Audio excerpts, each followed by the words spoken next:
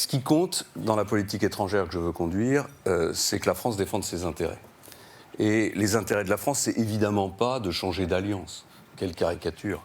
Nous sommes les alliés des États-Unis, nous partageons avec les États-Unis des valeurs fondamentales que nous ne partageons pas avec les Russes, et nous avons une alliance de sécurité avec les États-Unis, on ne va pas la remettre en cause.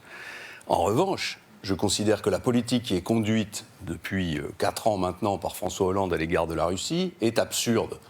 Et qu'elle conduit la Russie, qu'elle pousse la Russie à se durcir, à s'isoler, à actionner les réflexes nationalistes. Or, il se trouve que la Russie, c'est le plus grand pays du monde, que c'est un pays qui est bourré d'armes nucléaires et qui est donc un pays dangereux si on le traite comme nous l'avons traité depuis 5 ans. Donc ce que je demande simplement, c'est qu'on s'assoie autour d'une table avec les Russes, sans d'ailleurs demander l'accord des Américains, et qu'avec eux, on essaye de retisser un lien qui soit un lien sinon de confiance, mais en tout cas qui permette d'amarrer la Russie à l'Europe.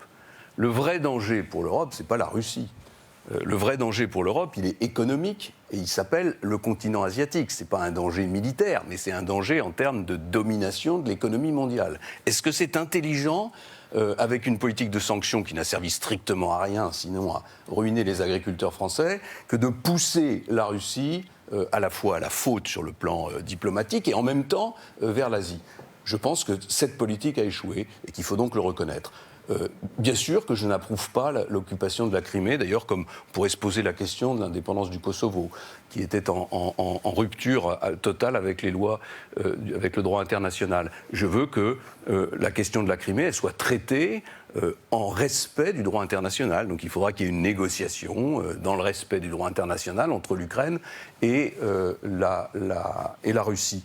Et enfin, je veux que la Russie respecte les accords de Minsk, mais pour que la Russie respecte les accords de Minsk, encore faut-il aussi que les Ukrainiens les respectent. Et le Parlement ukrainien refuse de voter un des aspects fondamentaux de cet accord qui est l'autonomie de la province du Donbass. Donc tout ça est un peu plus compliqué.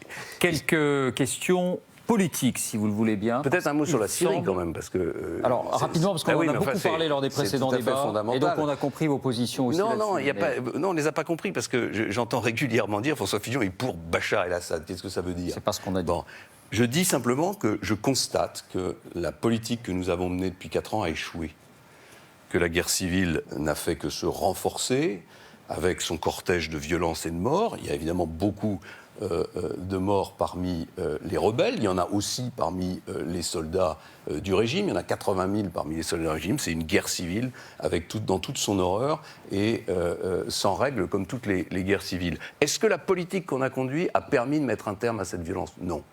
Donc il faut le reconnaître et chercher d'autres manières d'agir. Pour stopper cette guerre, il faut réussir à ramener les Russes dans une discussion avec les Européens et avec nous. Il faut parler avec l'Iran parce que, quels que soient les défauts de ce pays, il a un rôle clé dans le conflit syrien aujourd'hui. Et enfin, il faut accepter l'idée qu'il y aura peut-être un accord temporaire qui permettra une forme de statu quo, en tout cas que la violence s'arrête et que les morts s'arrêtent. On a compris là aussi. Voilà.